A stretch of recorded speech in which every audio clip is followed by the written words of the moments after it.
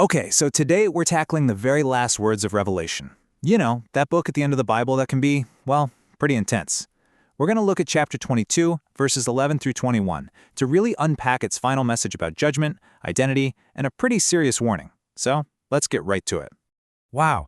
The passage just kicks off with this incredibly blunt statement, right? There's just no room for misinterpretation here. It's basically saying that at some final, critical moment, wherever you are spiritually, that's it. That's where you'll stay. It really sets a powerful, almost chilling tone for how this whole book is going to wrap up. And that really brings us to the first big idea here, this concept of finality. Absolute finality. The source material we're looking at says these verses are all about a point of no return. It's that moment when the chance to change your path is just gone. So the thinking goes like this. When that moment of judgment finally comes, your character is locked in. It doesn't matter if you're unjust or righteous, that's how you'll be judged. The time for making changes is over. Now it's time to face the music, so to speak. Okay, so right after laying down that heavy idea of finality, the text just pivots. It immediately announces the judge is coming back and what that judgment is going to look like. See, this isn't just the book fizzling out. It's all coming to a head. So verse 12 says, I come quickly. But you gotta ask, what does quickly really mean in this context? Our source material digs into this, asking if it was about a judgment that was about to happen back in the 1st century, maybe around 70 AD with Israel, or if it's pointing to something way off in the future. The source seems to lean towards that first idea, that it was about an impending judgment where Christ shows up with rewards for everyone based on what they've done. And then bam, we get this huge declaration of identity. We're not just talking about any judge here. This is presented as the sum of everything. It's this incredible statement of ultimate authority, of total completeness that covers all of existence from start to finish. You know, the source explains this title in a really interesting way. It's not just about being the first and last thing to ever exist. Alpha and Omega, according to this interpretation, means that Christ is the living embodiment of the entire law, from A to Z. He is the Word, He is the law, and that's really the core idea to grab onto here. It's a claim of total authority over the fundamental rules of the universe.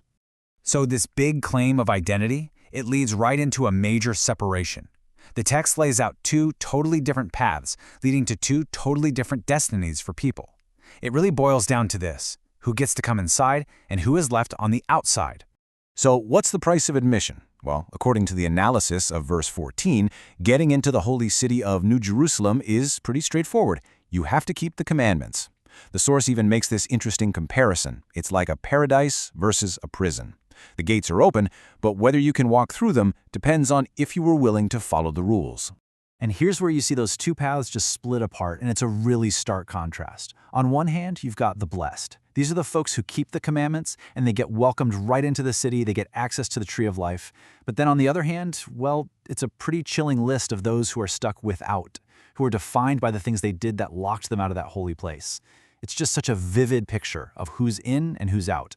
Now, after drawing that really clear line in the sand, the text circles back to identity again. But this time, it's immediately followed by this wide-open invitation. It's a really interesting shift. Let's take a look. Okay, so here in verse 16, we get Jesus identifying himself directly. He says, I, Jesus, and he lays out his family line, the root and offspring of David. And then he uses this really beautiful, almost poetic title for himself, the bright and morning star. So what's that all about? What does that title actually mean? Well, the source gives us a couple of really fascinating ways to look at this. The first is a historical angle. Apparently, the Roman Emperor Caligula was called Our Star, which was basically a title for a king. So in that sense, Christ is also the star, the true king. Then there's a more theological take from Orson Pratt. He suggested that Jesus is the morning star because he was the very first spirit born, right at the dawn of creation, and that his younger brothers and sisters in the spirit were also called morning stars. Two pretty different but cool ways of seeing. So right after setting up this powerful, kingly, divine identity, what happens next? The very next verse is this amazing, universal invitation.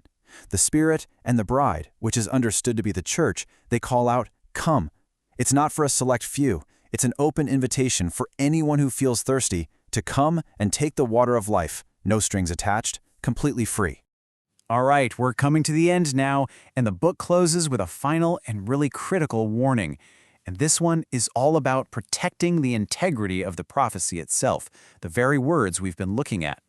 And listen, the consequences spelled out here in verses 18 and 19 are no joke. They're incredibly severe. If you add to this prophecy, you get the plagues described in the book added to you. If you take words away from it, your name gets taken out of the book of life and you're locked out of the holy city. I mean, the stakes literally could not be any higher. But that makes you wonder, right? What does it actually mean to add or take away from this book? Is it just about someone getting out a pen and literally changing the words on the page? Or is there something deeper going on here? So let's explore some of the possibilities that our source brings up. Could adding to the book mean pushing a wrong interpretation? Or maybe it's even more direct, like you're adding to the pile of wickedness that the book condemns. And what about taking away? Could that just be watering down the message, ignoring the spiritual lessons, or just not taking all these warnings seriously? Well, there's a commentary mentioned in our source, Ellicott's commentary, that gives us one way to think about it. It says basically that the biggest loss isn't about someone physically changing the text. It's about the people who mess with it, who ignore what it teaches, and who sin against the very kingdom it's all about. So it's framing this whole warning as a matter of spiritual carelessness or negligence. So, right after that very serious warning, the main voice of the book, the witness, speaks one last time. And what does he say? He brings it all back to that sense of urgency we started with. Surely I come quickly. It's the final, definitive promise of the entire book. So, after that final, urgent promise, how does the entire book of Revelation end? You might expect one last threat or another piece of intense imagery, but it doesn't. Instead, it ends with this, a simple, beautiful blessing of grace.